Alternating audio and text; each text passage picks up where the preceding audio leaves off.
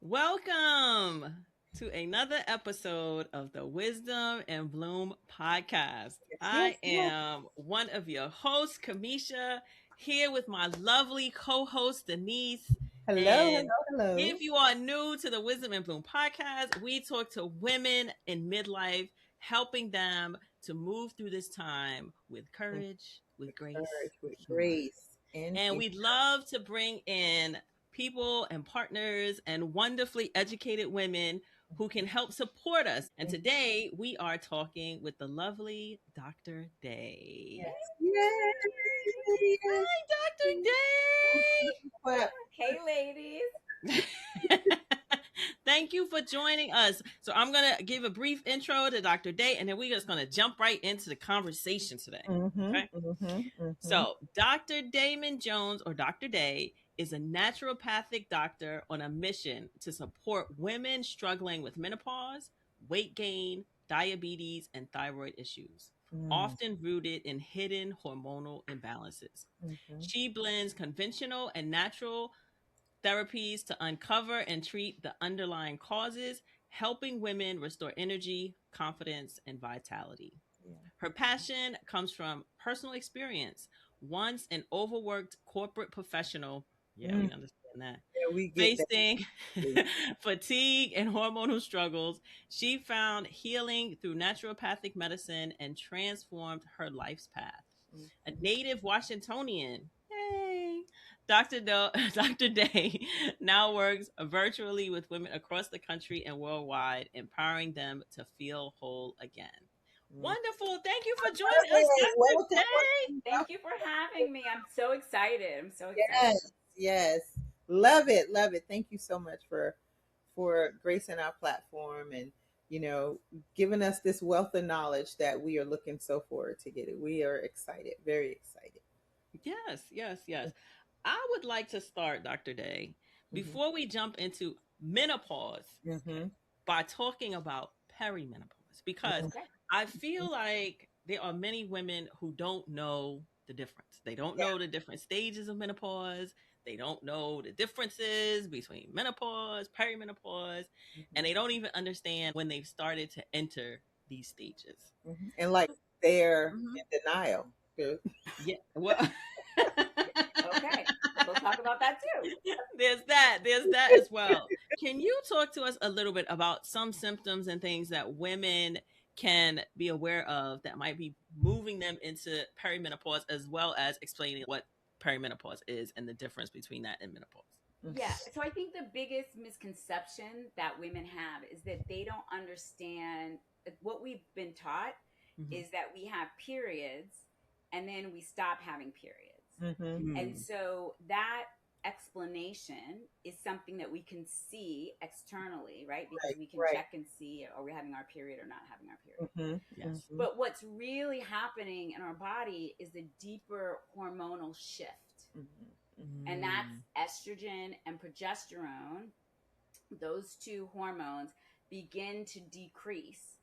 And because they're decreasing, the result of them decreasing Mm-hmm. means our periods change and then our periods stop. Yeah. Mm-hmm. So I think the biggest reason why women don't know that they're in perimenopause and they don't know kind of what to look for is because that happens years, the estrogen and progesterone beginning to decline happens years before we start seeing our periods change. Yeah. Yeah. You know, So I'm go ahead. was gonna say my daughter, she turned 40 this year, and every symptom, like she has the hot flashes, like she has the night sweats, she has the acne on her skin, she gained weight in the middle, her hair start thinning a little bit. And I said, I'm telling you, you're in perimenopause. You just, it's classic, but because she still has her period, and she went and took a blood test, and the blood test, they told her, no, you're not in perimenopause. And I'm like, there's just no way. There is no Well, way. so there is no test for perimenopause. I was to say I didn't know there was a test. So the See, I fact that know. And I asked her they about that too. well, so Mhm. here's what happens, right? Okay. So there are actually several hormones. So I talked about estrogen and progesterone, and then they also look at FSH, which is follicle stimulating hormone, and LH, which is luteinizing hormone. Mm-hmm. So they all interact with each other, and the interaction between them all create us having a period every single month. Right. Mm-hmm. The problem with using testing is our estrogen levels and progesterone levels, when they decline, it's not linear. It's not like it's here and then it's here and then it's here and then we stop having our periods, or we miss a couple and then we stop having them altogether and then we're in menopause. Right. That's not how it works. Mm-hmm. 1 month they could be here, another month they could be here, another month they go back to here, and so the time that your daughter went to go see her physician, they could have they did drew blood and everything looked normal, then that was a month or a day, right? When her levels were where they were supposed to be. But 2 weeks later or a day later, if she had it done, they could be in a completely different space. This is why if you're not working with a menopause expert, you're going to get directed in the wrong direction. And we hear that sentence a lot. Like, you've got to drill down to someone who is a specialty, who knows what this looks like.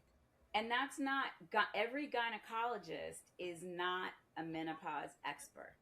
Very I had a true. patient that said she was in perimenopause. She was working with me on some issues that were not related to perimenopause. And she went to a doctor, and the doctor was like, oh, perimenopause isn't a thing. That's exactly what they said to her. This was the gynecologist? A gynecologist. Board certified gynecologist. That's not really a thing. And it is absolutely a thing. And there are many books and tons of research that shows that. So peri means the time before you get into menopause. So this is why the symptoms can be erratic. And they can be numerous. And so the perimenopausal time in general, on average, for women, it's between 45 and 55. So someone but it can start as early as in our mid-30s. It could for a particular person. Yes. So someone like your daughter, she goes in, they may already be predisposed to be like, oh, well, she's too young. Then they do blood work, like, see, no, that's not right. But you're correct, Denise, that she has a lot of the classic symptoms because estrogen and progesterone have receptors on every single cell of our bodies. And that's why some people have brain fog, and some people have hot flashes, some people have night sweats, some people have skin problems, some people have hair thinning, some people have digestive problems, some people have vaginal problems. So there's a list, and actually I have a free resource I think you guys are going to share, a Menopause Scorecard.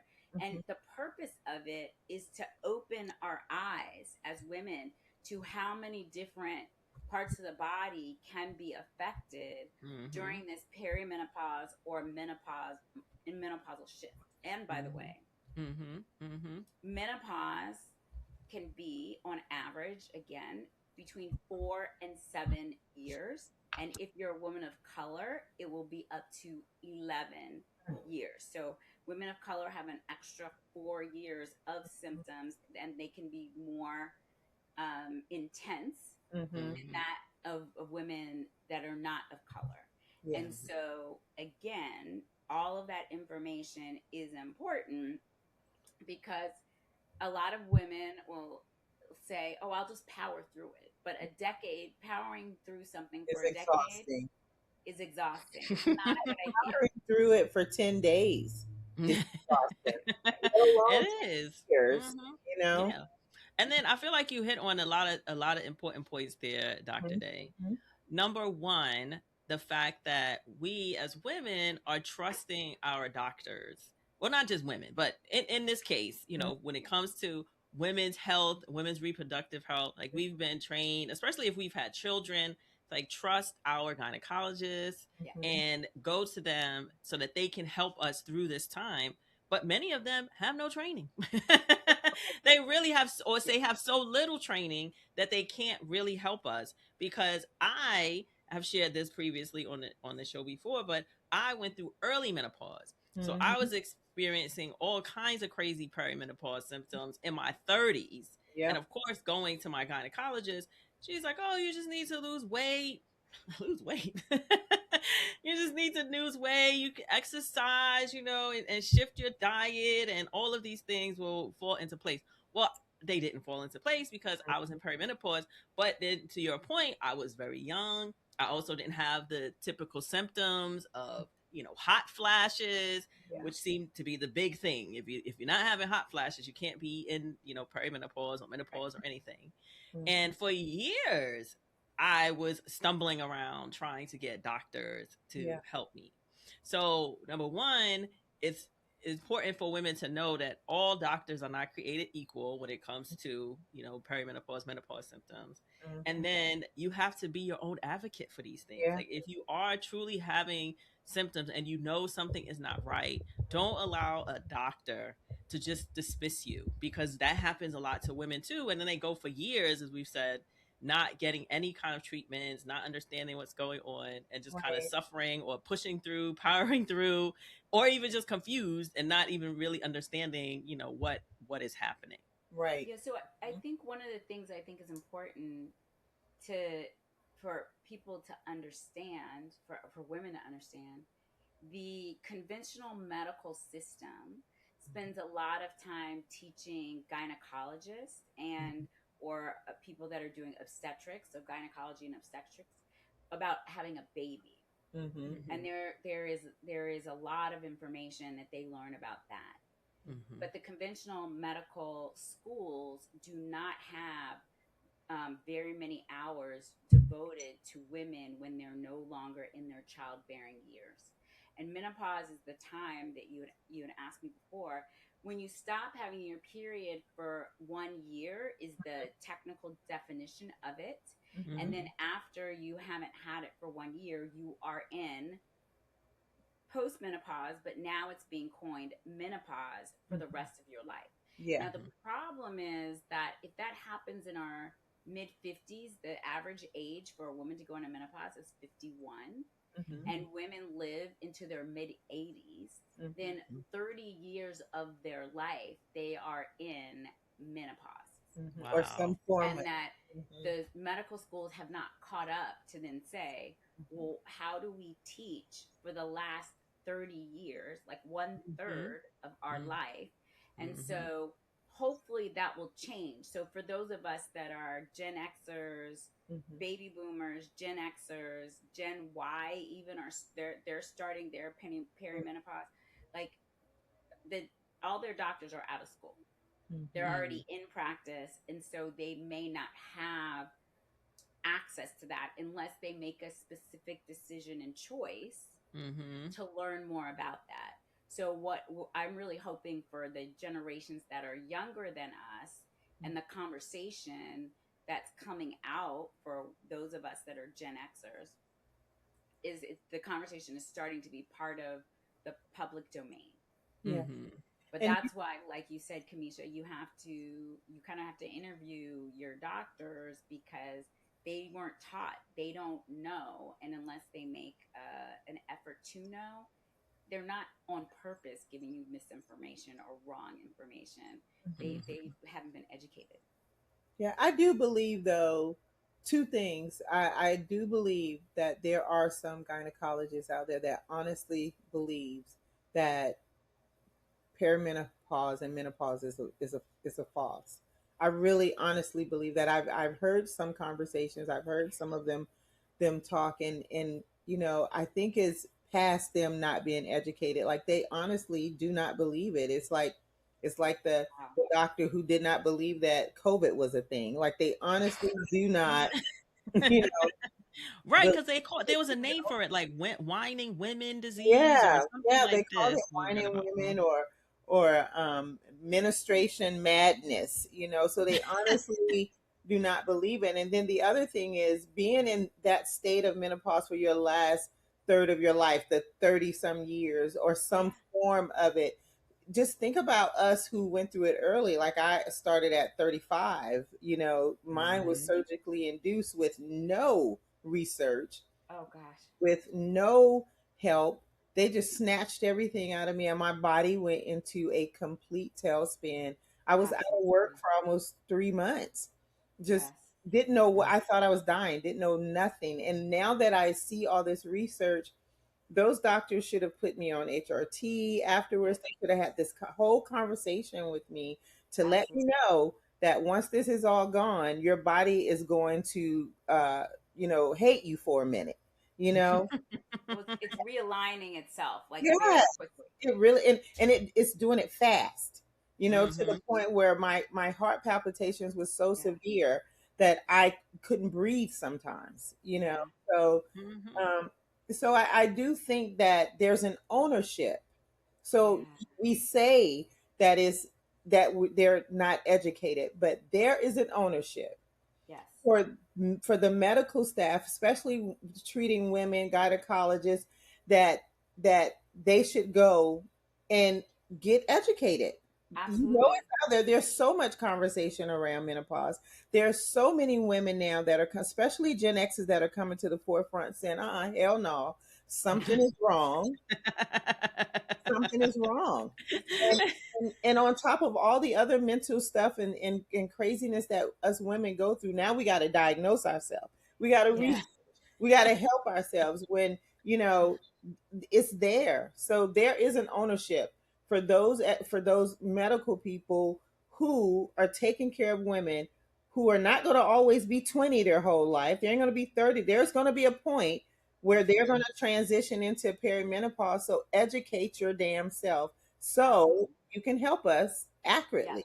Absolutely. Mm-hmm. Mm-hmm. Yes. Yep. I think this is a good place, Dr. Day, to tell us a little bit more about your story. Like, how did you move into this area of naturopathic medicine and specifically helping women in menopause? Yeah. So my mom uh, is one of those people in my life that she tells me to do something and then I do it or try it, and she was always looking for and searching different things out.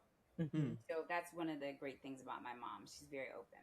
Mm-hmm. And so when I graduated from naturopathic school, I mean from Northwestern University, go Cats, yay!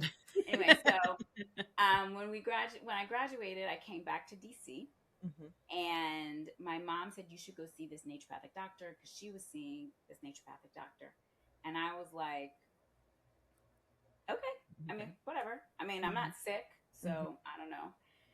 And I wasn't sick. Yeah. Mm. However, I had digestive issues and gas Mhm. and bloating, and I had blotches all over my face. That's My my daughter. periods were irregular. Mm-hmm. I Mm. was working in a corporate 80 plus hours a week, driving above Baltimore from DC every day. I swear you So talk my mental emotional state was crazy. about Mm. And I was laughing over the weekend. I hosted a retreat for women in midlife and menopause. Oh, I think I have to.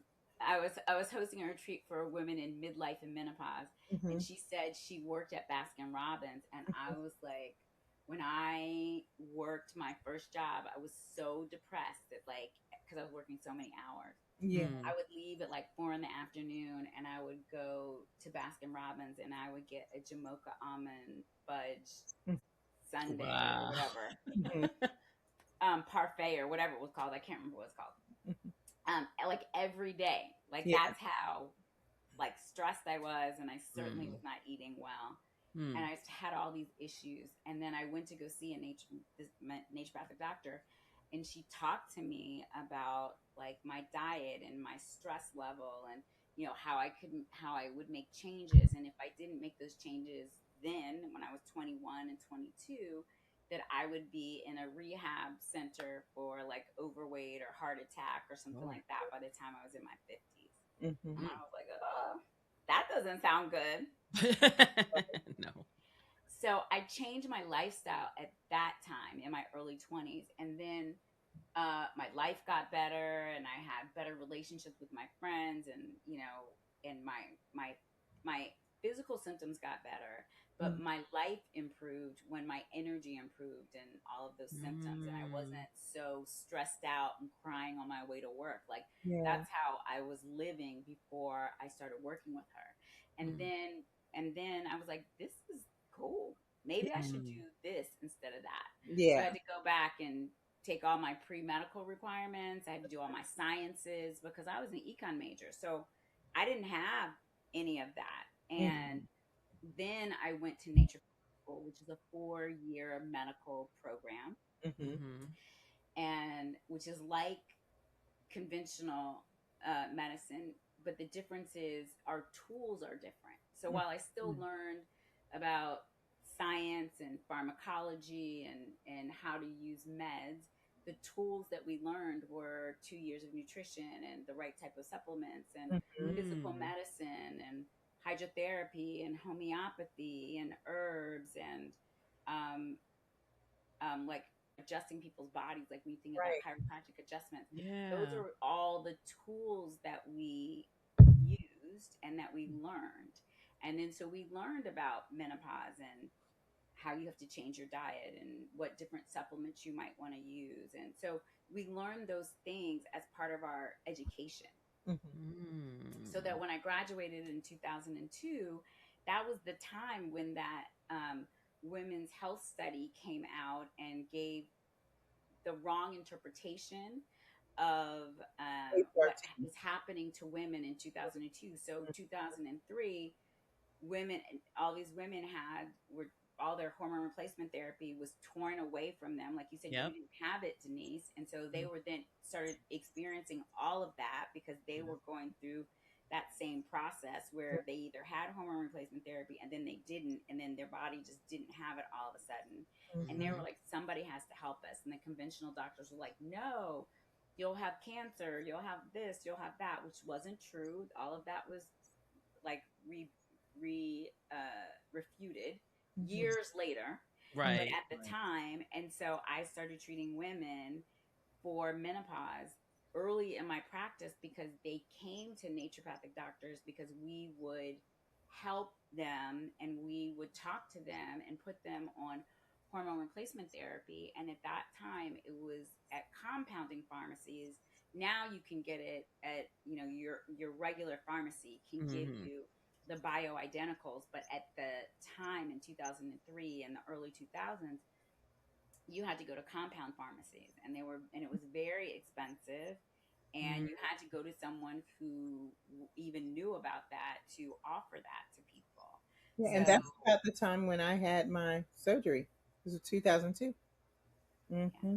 So that's probably why they didn't recommend it to you because again, all this big study came out and said, "Oh, hormone replacement therapy is bad and you can't give it to women. It'll increase um Yeah. their their likelihood or risk The factors for the cancer, cancer. etc." Yeah. And that was the information wasn't interpreted correctly, Yes. and the way the study was set up was not set up correctly. So it was Mm. set up with women who had been in menopause for over 10 years and then they were put back on it. And so there were kind of all these Mm-hmm. things that needed to come out and have since then. And in the Mm-hmm. 20 years, we still need more research, but there's a lot more research to show that it's actually quite beneficial in some Yeah. areas, and that many more women who think they can take it can actually take it safely.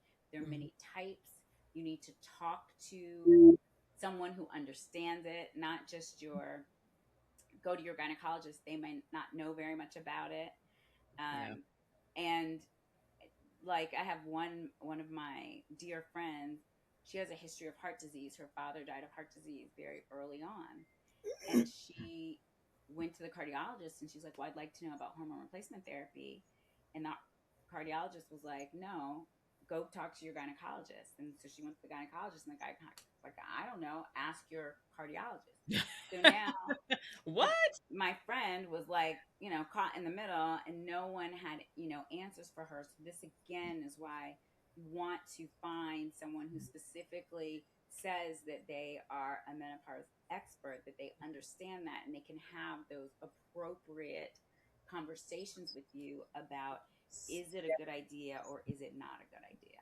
Mm-hmm. That is so important, Dr. Day. That is so important.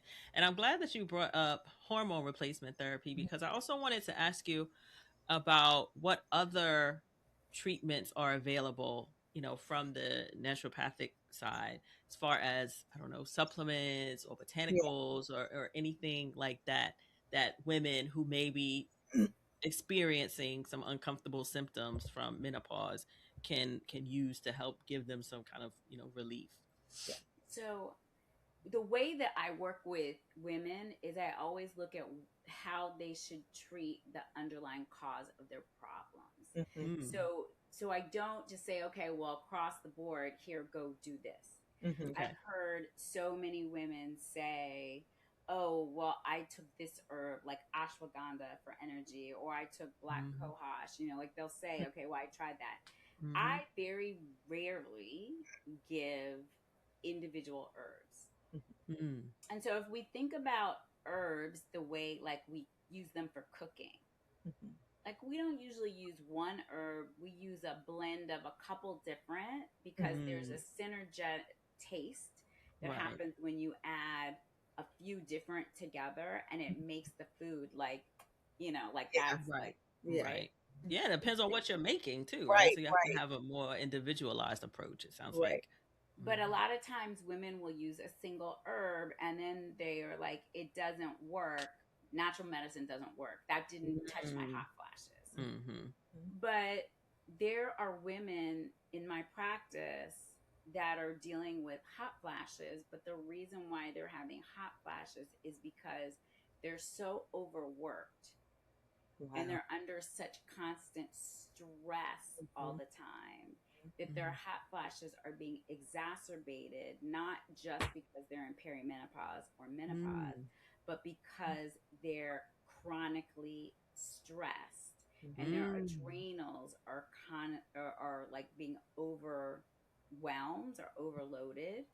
And Mm-hmm. so then if that's the case, then we have to treat the stress.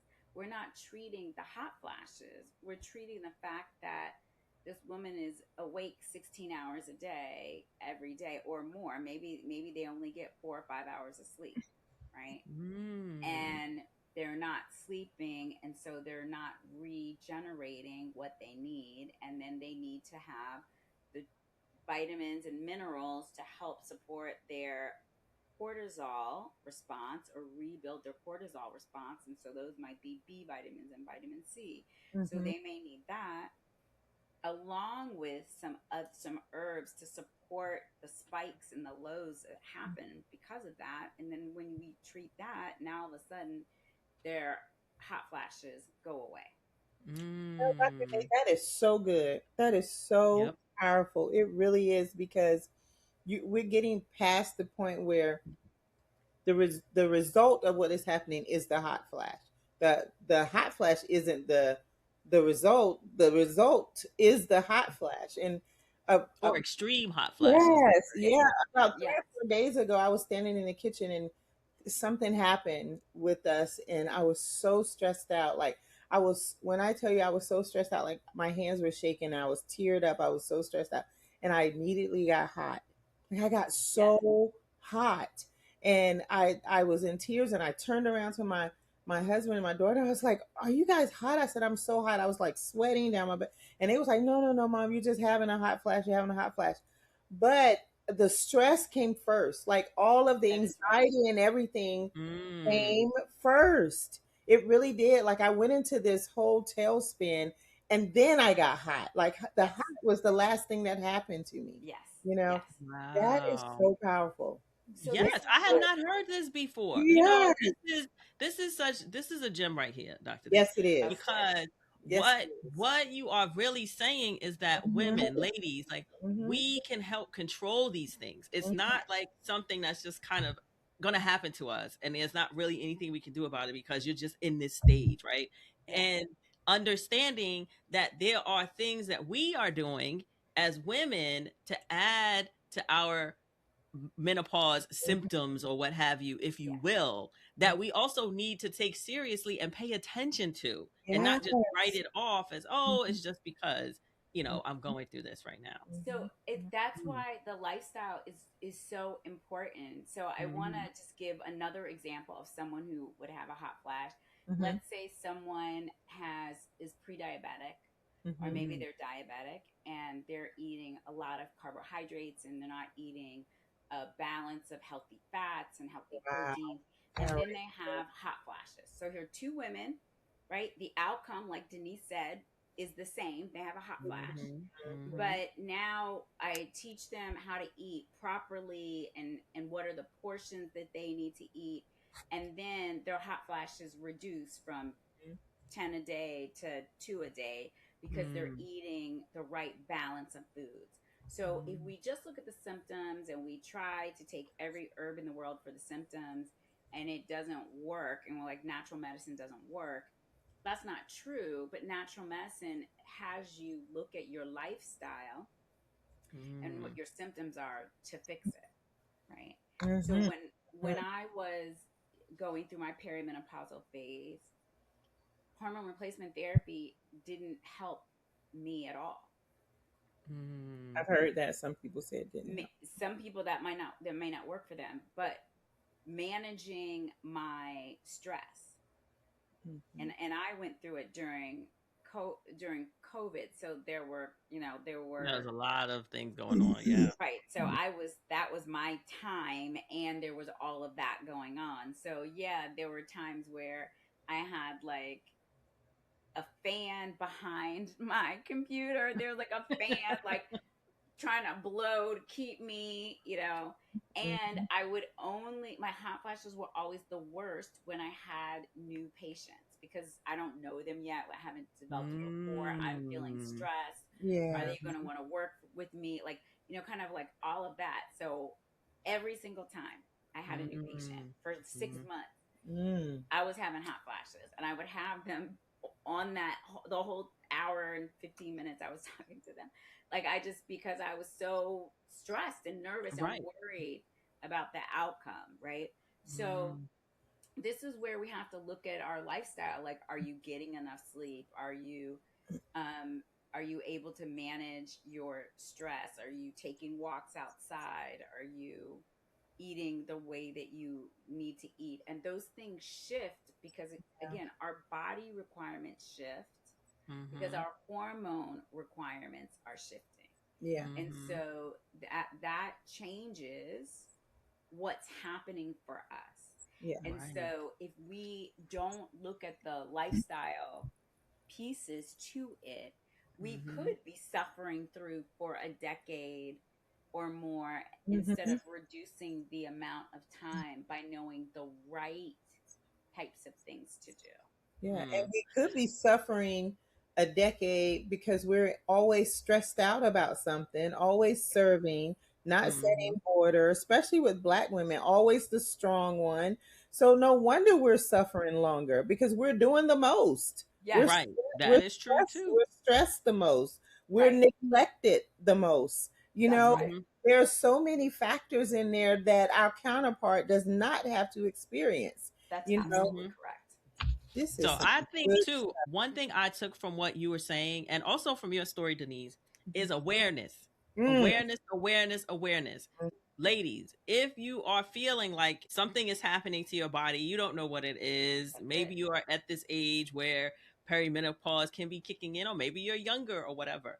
Be aware of what is happening when you are having these hot flashes, when you are having these heart palpitations, or whatever, your frozen shoulder, or whatever symptoms may be, because we again have said we have to be advocates for ourselves and paying attention to our own health and understanding what's going on. mhm. And that is going to help you when you do find a Dr. Day to be able to come to her and say, hey, I have noticed that when When I this do thing is this, happening in mhm, my life, mhm, these symptoms, these things happen, or these things get worse, yeah, which is only going to help her be able to help you. mhm, And the other thing I heard was, when we talk about perimenopause and the impacts on women, we always talk about like the mental and physical impacts after, right? mhm, Oh, because of menopause, these are the things that are happening, versus what you're saying is like the lifestyle, where is our mental health? What is our diet looking like? What is Right. our physical health like? Let's see where we are there as at first, right? So that because we know that menopause is just going to add to those things, to Yeah. whatever's going on in your body. And Mm-hmm. so starting there, because if you start there and you can kind of reduce some of those things that are happening in your life, that are not positive for your physical health or mental health or whatever, Yeah. then that can only help when you are in, get to that perimenopause or menopause state. Yeah. So I think that is amazing. I mean, I just love when we have solutions, like people can feel empowered, right? Like they can be aware, they can understand, and then they can kind of feel empowered. Like, because I think this is such a stage, Dr. Day, where women feel like so powerless. They're like, I don't know what's happening. I don't Mm-hmm. know what I can do. I And just that don't know where to stresses them go. and that stresses them out too, Kamesha. Right. So now they're in a tailspin, you know, Yes. Mm-hmm. because on top of what is happening to them, they're stressed out because they don't know what it is. Like in my case, I thought I was dying, so I was stressed out. I was having bad dreams. You know, Yeah. I already suffer from PTSD, so it was compounded. Oh my So Mm. gosh. so all my symptoms was up here, and it's just I'm telling y'all, this is so good. This is so no wonder our black women go through it an extra 4 or 5 years longer because we actually go through it an Yeah. extra 4 or 5 years longer. You know what I mean? This portion of today's episode is sponsored by Karviva. All opinions are our own, and we only share what we genuinely love. Use code WIB Karviva to save 15%. Link is in the show notes. Kamesha, guess what? It What? is our midlife wellness pause, and it is time for us to detox. We started our detox today. What flavor are you having with Karviva Detox? I am having the aloe, kale, and pineapple with mung beans. Oh, I got to Yes. try that one. I am doing the grape and kiwi. It has aronia berry and mung bean sprouts, and it is actually good. And Mm.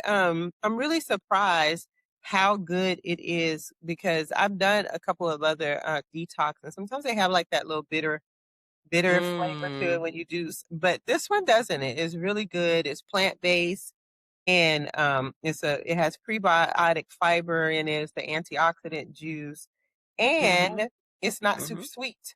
Not super sweet. That's So because it try it. doesn't have any, there's no added sugar. Yeah. That's why. That's why. There's no added sugar in these. This drink only has 7 grams of sugar. That's the thing I liked about, wanting to try this detox is that it was whole plant. I've Yeah. been trying to do better with my wellness journey, No, Denise. we But especially in midlife and menopause, anything that can help us kind of support this whole routine of getting older, and drinking something that will help promote the wellness is all good. And with this detox, what I found, this is the other mm, thing I found that I was super surprised with is some detox, they are extreme. This one is very gentle, very gentle. yes, So yes, it I'm is. really liking it. I'm really liking it. It's by Karviva, and everything is doctor formulated through traditional Chinese medicine. And I'm loving it. Like you said, it's low on the sugar, made Mm. right here in the USA, and it comes in different flavors. Flavors. Great about this detox is different Well, flavors. you're right, because some detox is the same drink. You keep drinking the same drink. With this one, you actually have different choices for their detox juices. It's Karviva.com and use our discount code. You'll get a whole 15% off, which is super cool. And our discount code is what, Kamesha?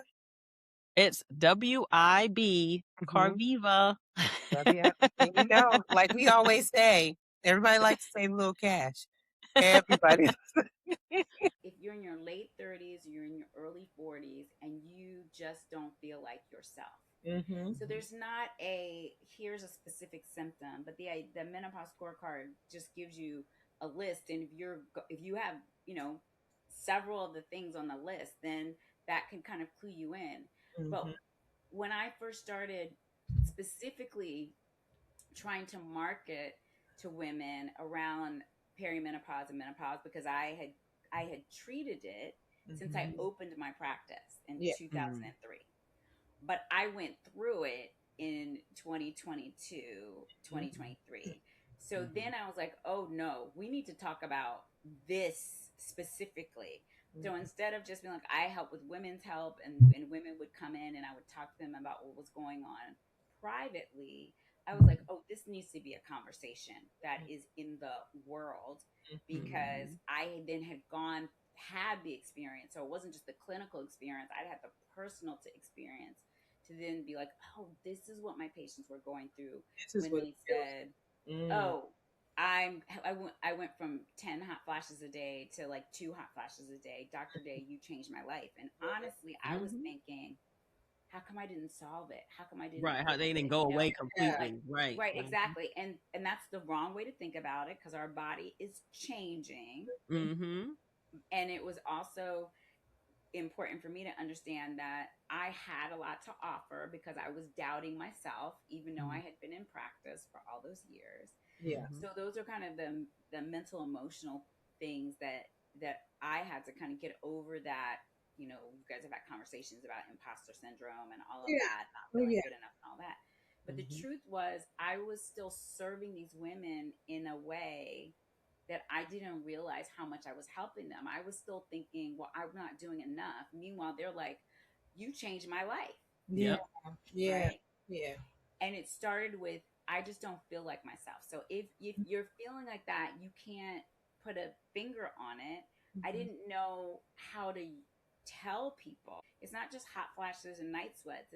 Mhm. It's everything that you used to do before suddenly isn't working. So if you gained an extra 5 pounds and you used to do this one thing and then that would fix it, that's not working. If you would have difficulty sleeping and you would take the supplement, Mhm. that's not working.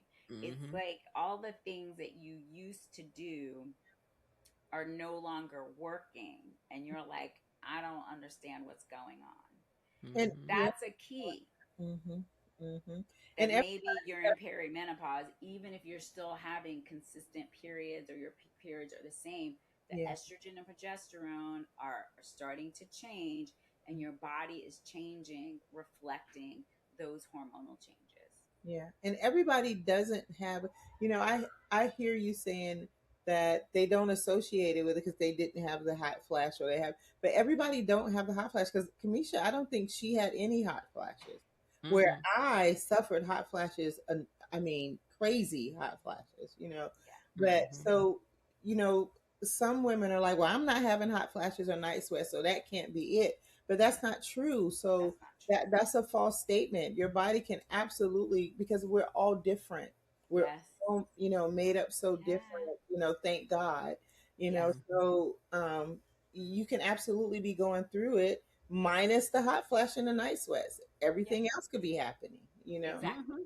Mm-hmm. Mm-hmm. No, I love this idea of the menopause scorecard, and so Mhm. we're definitely going to make sure we have this linked in our notes as well, so that women can take this and pay attention, like see what's going on, like see what's happening with you. Take like the first step instead of like I just need to run to a doctor. It's like no, you can actually start where you are by Mhm. paying attention to your body and understanding like where you are and what's going on, and then going to be able to have a conversation like with the doctor about what it is that you see those It's the things. awareness. And as Denise was saying, what I find is I have all these super intelligent, creative, boss ladies that are doing all the things, and they don't know what's going on with themselves. Yeah. Mm-hmm. And then I am able to have a conversation with them, or we're talking on a podcast, or I do an event where I get to talk to them.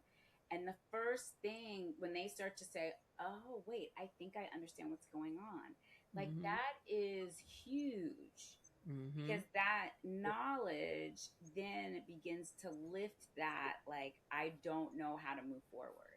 Yeah. They Mm-hmm. may not know what action steps to take. Like, okay, do you need to change your diet plan? Yes, you need to, kind of go more to what I call what your grandmas used to, eat real food, Mhm. right? Mm-hmm. The processed foods and those other things exacerbate our symptoms, whether it's our brain fog or it's or it's our weight gain, or it's the hot flashes or inability to sleep. So we have to go to what our grandparents ate, right? Yeah. Real Mm-hmm. food and in Mm-hmm. an appropriate balance. And so doing that often helps. Mm-hmm. You have to make sure that you're getting sleep. Like sleep is real. Like Mhm. 4 or 5 hours is not okay. Like the National Sleep Foundation talks about 8+ hours. Some people Mm-hmm. need even more than that. So Mm-hmm. we can't diminish how important sleep is, because sleep is the time where we rest and repair ourselves, where we take the nutrients and we do what our body needs to prepare us for the next day. So if you're not sleeping because you're too busy or too stressed, then that's an issue.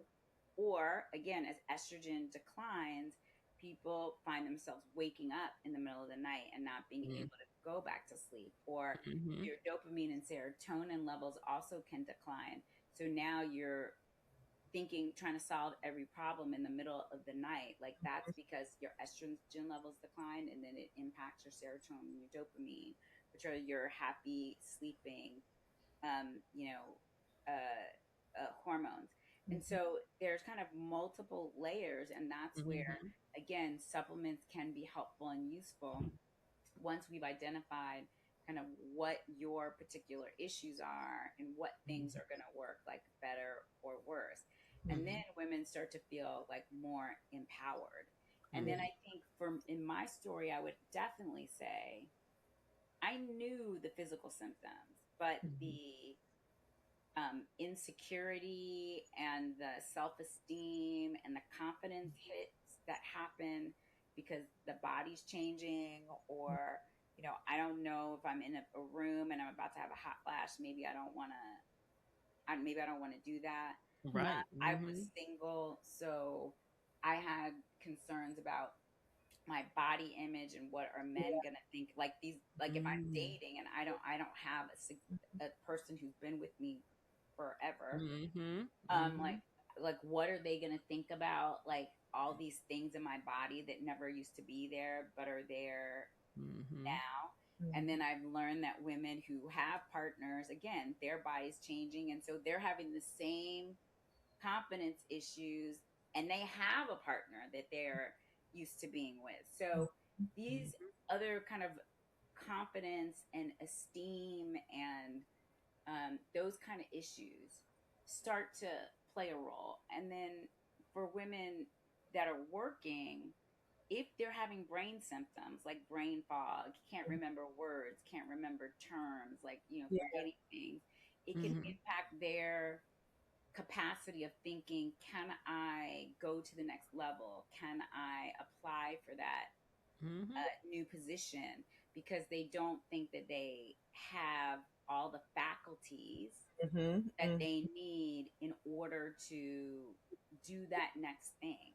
And Mm-hmm. really, the body is just resettling itself, Yeah. and you won't be in menopause forever.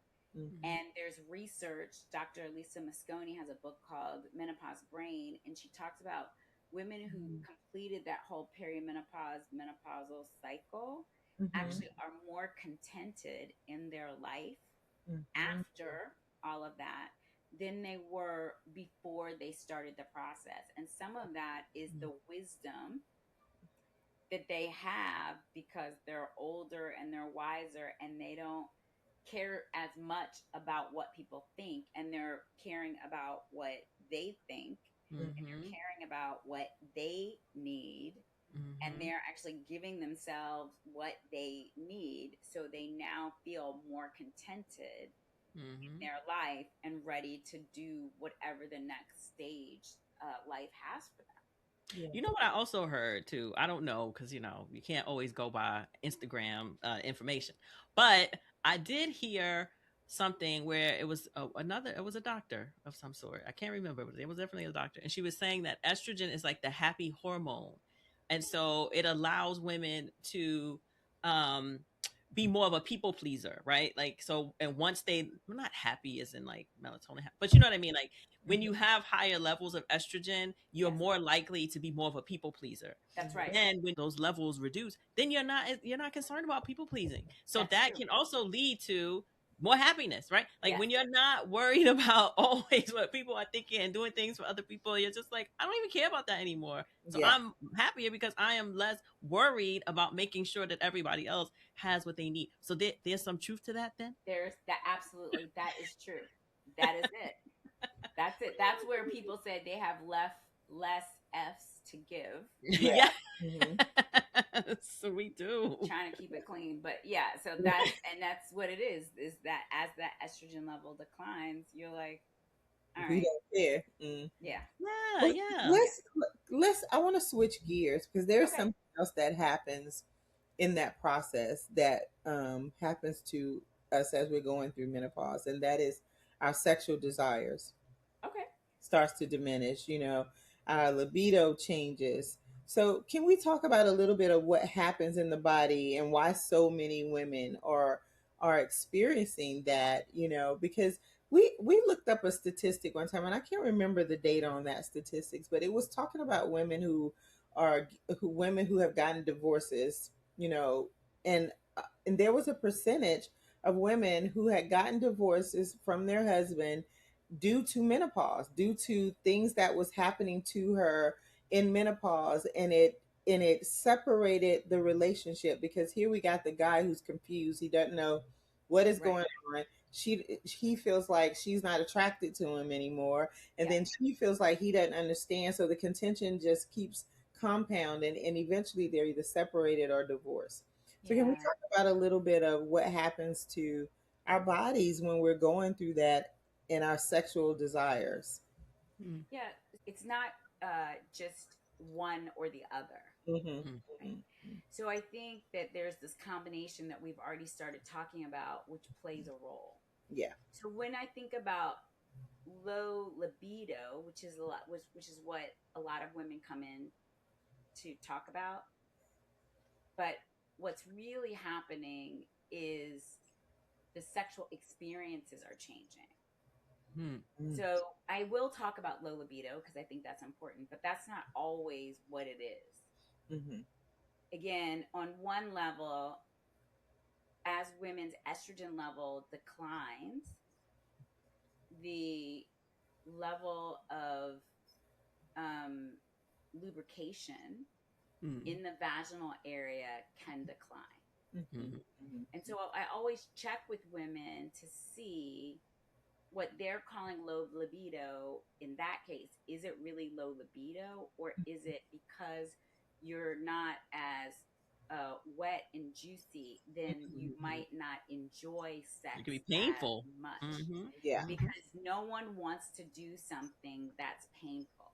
that's Yep. right. That's right. So if that's the scenario and we Mm-hmm. just equate it to low libido, but it's actually pain, that's important because things like lubrication, Mm-hmm. right? A lot of women may or may not, or couples may not use lubrication, but lubrication is used in over 50% of relationships. Mm-hmm. Mm-hmm. And so maybe you didn't have to use it before, but that may be something that you're looking at now. And then you use that, it's not painful, then okay, you can have sex because no one wants to have pain.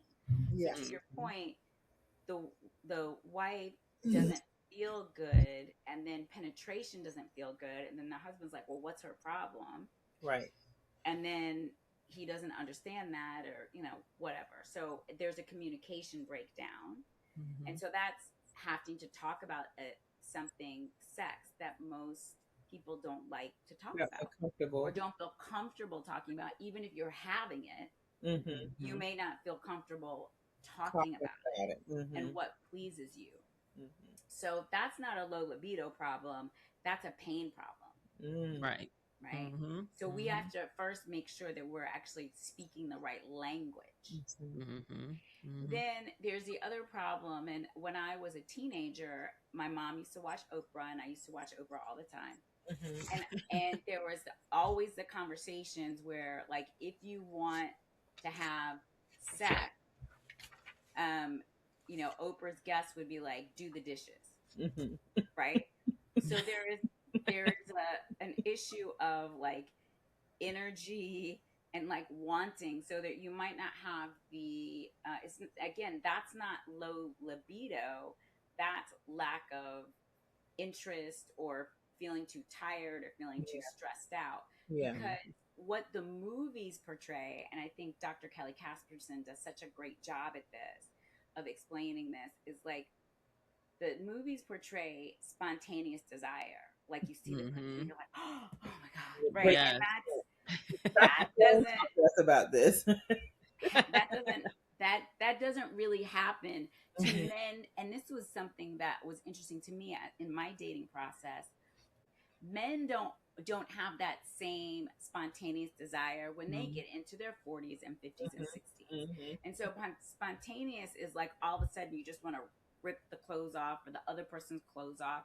And so that's what spontaneous desire is. What happens to both men and women in midlife is they start to have responsive or reactive desire, which means you set the mood, Mhm. you do Mm-hmm. the dishes, like that. I was always like, I don't understand why someone doing the dishes leads to sex, but what it is Got to make an you appointment.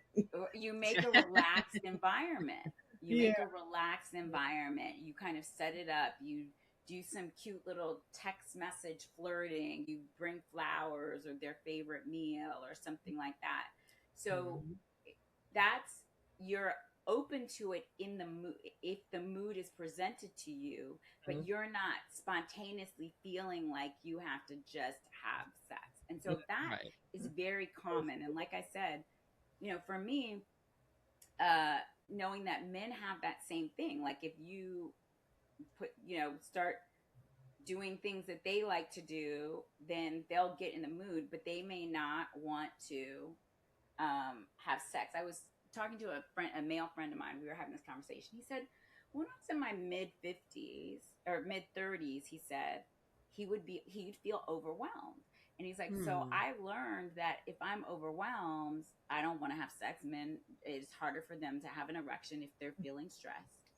And he was like, that's when I started going and watching the game with my guy friends or whatever, or having to have my male nights or my Yeah.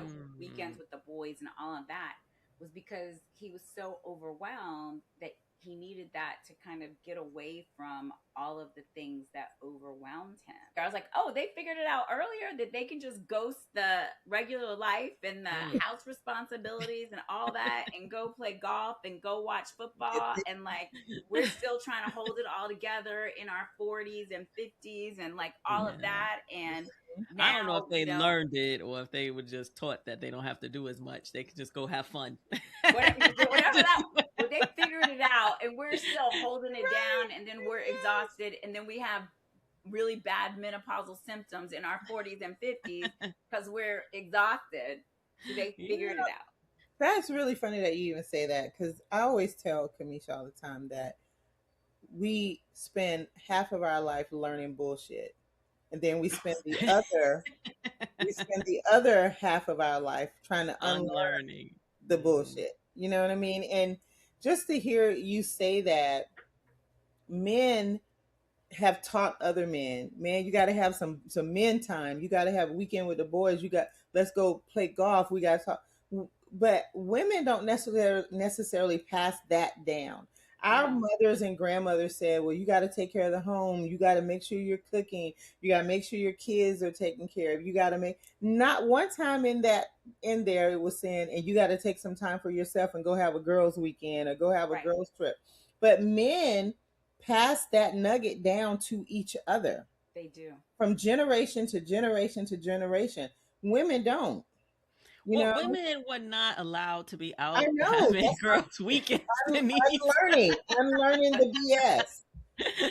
Well, we Unlearning. could have had our quilting circles, or but we're not Mhm, taught that either, right? We could have been mhm, taught Yeah. our mhm, Yeah, mhm. society has changed so much that Yeah. women don't have the same kind of women relationships Yep. that they used to have, and I think men don't have the same male relationships that they used to have, and that I agree. probably leads a lot to, loneliness in Yeah. midlife, and Yeah. all of these other things that are now like swirling around that people like to talk, so much more about. But before we have more community, which gets me Yeah. to another question, Dr. Day, Yeah. about some other ways that women can gain support during this time. Yeah. And I feel like community is absolutely one of the ways that they can 100%. help themselves Yeah. by finding communities. I know you have different communities, Yeah. online, and different things that you do with your trips and retreats and stuff. Yeah. We have a community, and that is so important, ladies, to find community of other women who are your age, who are experiencing the same things that you are going through. And that can definitely support you during this time too. Like, isolation is not a good idea. Thinking that you're the only person that is experiencing this is absolutely not true. Yeah. And so I think community is definitely one of the things that women can be looking to. I know you mentioned diet and paying attention to our eating habits and our sleep. Are there any other kind of broad things that you think women can be doing right now during this period of, if they're starting to experience menopause or perimenopause? Yeah. Yeah. Yeah. So I want to finish one thing about the sexual conversation around low libido. We talked about the idea that that the spontaneous versus reactive, but there Mm, are some women that literally don't have the desire. So it's not mm, just that you can put them in the mood, but Mm-hmm. they're actually having an issue. And so Yes. that's where again, testing hormones, including testosterone, Mm-hmm. um, and making sure that, because some hormone replacement therapy is generally estrogen and progesterone, but Mm-hmm. testosterone is another hormone that women produce in about 1/10 of the amount of what men produce. Mm. And that testosterone is not just for libido, even though that is one of the major indications. Mm-hmm. mm, And there's nothing on the market for women to take testosterone, so we have to take the man's dose and get 1/10 of it Mm-hmm. roundabout and try to guesstimate. Mm-hmm. And there are no physiological levels for women to know exactly what's mm, the great levels for that. So again, there's some research that still needs to be done, that needs to be approved by the FDA and other places. But and there are two drugs, if women have low desire, that are available for women. So sometimes there may be a need for that, but it's a very low percentage in comparison to the women that come in saying that they mm, have low libido. It's usually some other thing. Sex is boring. Sex is painful. They're so stressed out that they don't want to have sex. So these are all kinds of parts of the conversation when we're mhm, talking about low libido, so that it's not so cut and dry. Yeah. mhm, And then I would say to you that it's not just about being in community with people that are your age, even though I think that's important. Mm-hmm.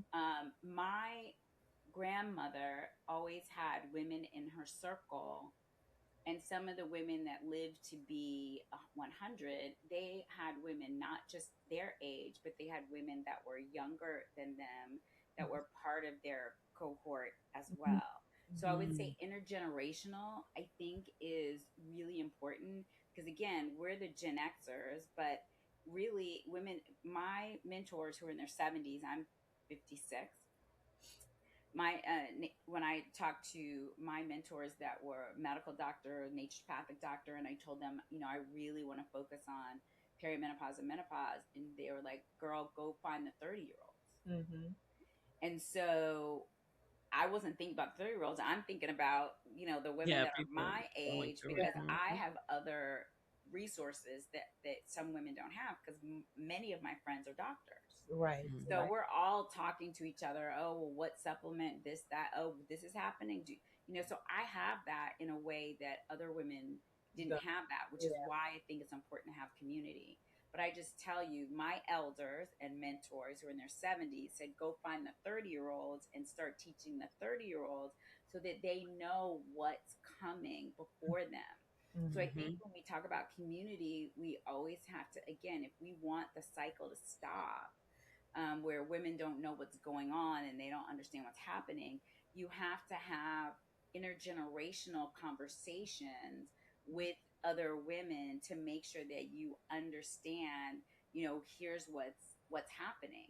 And you have to break the stigma, because menopause, when I again, I'm treating it all the time, but if Right. I'm in menopause, I had a false thought, oh, I'm old. Mm-hmm. Mm-hmm. And Mm-hmm. that's I'm not able to bear children, Mm. Mm-hmm. but that doesn't mean that I'm old. Yeah. Mm-hmm. So the Mm-hmm. denial, and that there are women don't want to see it because there's some negative thought in their head about it. And Mm-hmm. so they're going to deny that. And that just allows them to have worse experiences. Mm-hmm. So if we start talking about it with different generations in community together, it's going to make a big difference for us as women, because we're destigmatizing it for the women that are coming behind us. Yeah. Yeah. That they then just, oh, it's a normal part of life. It's a natural part of life. Oh, that's what's going on.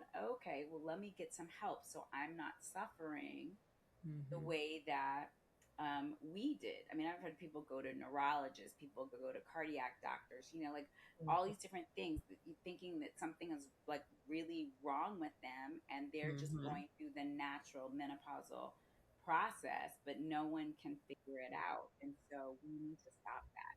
And No, so you with that, absolutely are right. I agree. I absolutely agree with what you're saying. Intergenerational community is very important because, as you said, our parents and our parents' parents, they didn't talk, like, these women didn't share what was really going on with us, like in our yeah, generation, so that yeah, we could be prepared and understand what was happening. And I guess some of it was the generations of that time. They didn't really share a lot. They didn't really talk about a lot of yeah, things. If it's something dealing with the body or sex, they're like, no, no, no. We don't really discuss those things. yeah, And so you are so right.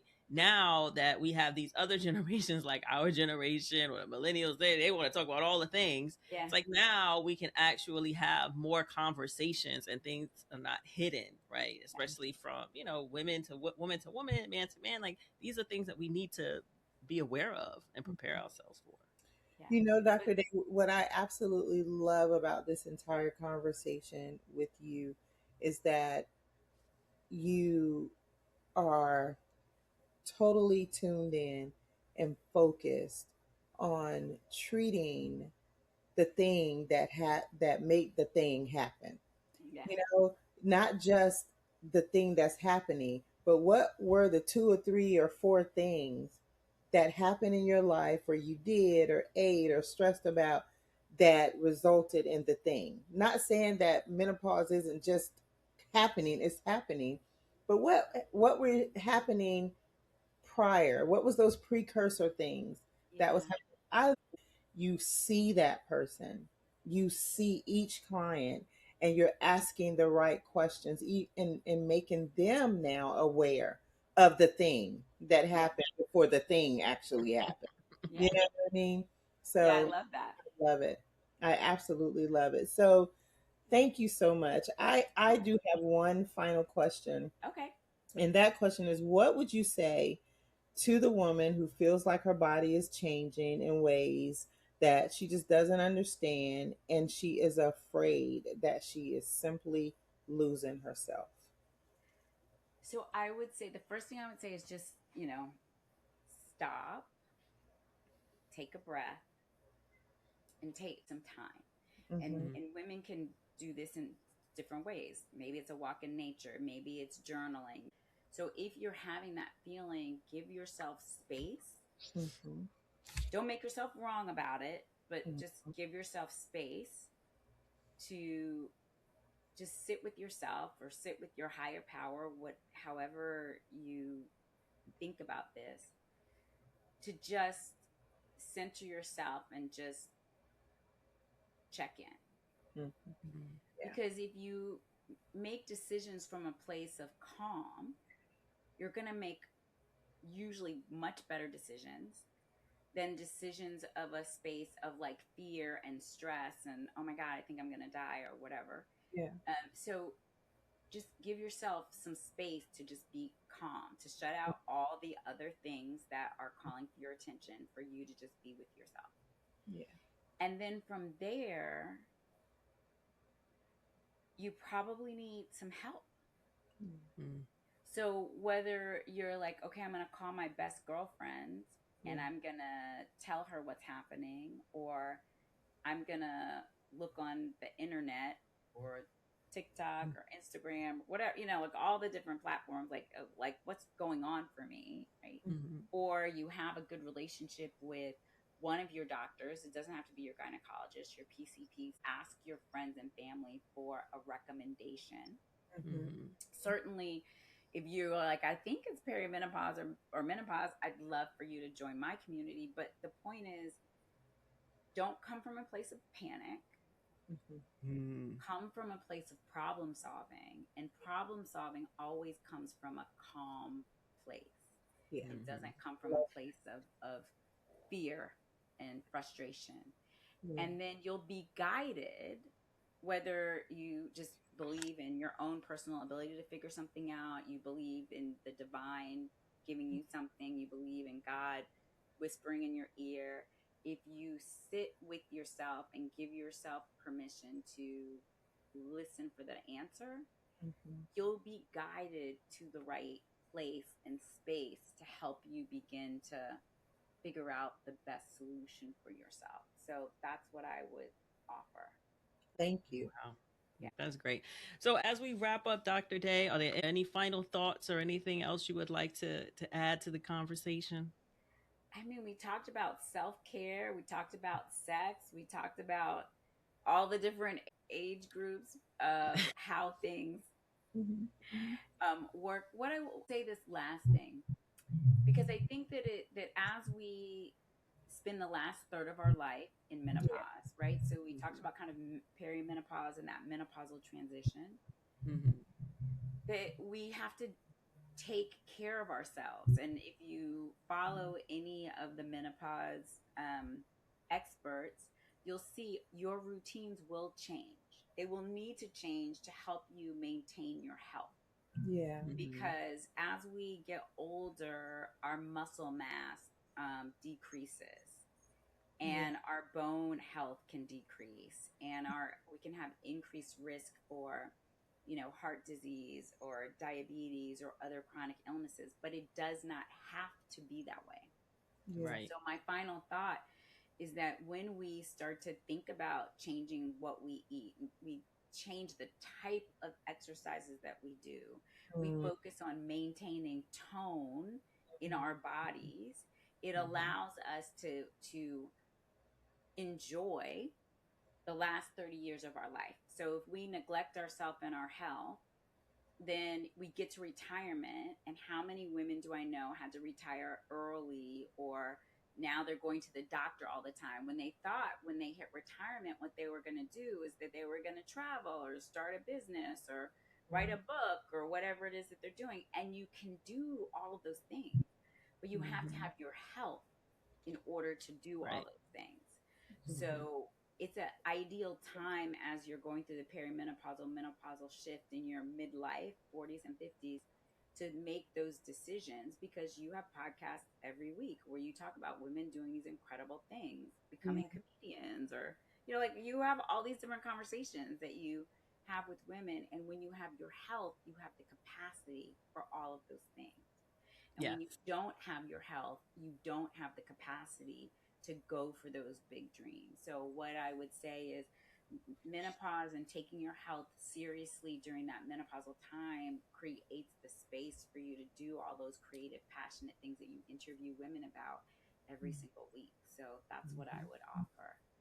Thank you so much. Thank you. Thank you. Yes, we appreciate you. And of course, we are going to make sure that we link all of your socials. And of course, you can find Dr. Day. She is Dr. Day, DAE underscore healthy days on Instagram. She's on LinkedIn. Dr. Day is also on YouTube at Healthy Days Yeah. and Facebook at Healthy Days. So you absolutely can get in touch with her reach out and see what supports she is offering on the different platforms. And then also, in person, she has various events and retreats and things that you can be a part of, because we don't want women thinking that there's nothing that they can do, right? Right. Come from a place of calm, but also from a place of power, right? This is your life, this is your body, and you can absolutely find out what's going on and take control. You have the supports out here now that there didn't used to be as many, but there are more now. Yeah. And so understand that you are not in a place where you need to panic and think that the world is ending. It's just a change, it's a shift in what's going on in your body and your life and your mind and all of the things, but you can take control and you will be okay.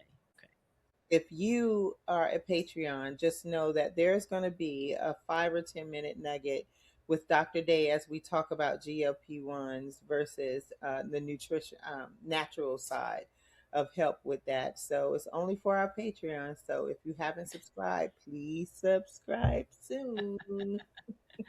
Wonderful, wonderful. Well, that is the end of our conversation, our non-Patreon conversation with Dr. Day. So thank you so much, everyone, for joining us, and keep blooming, ladies. Keep blooming, ladies. Keep blooming, ladies.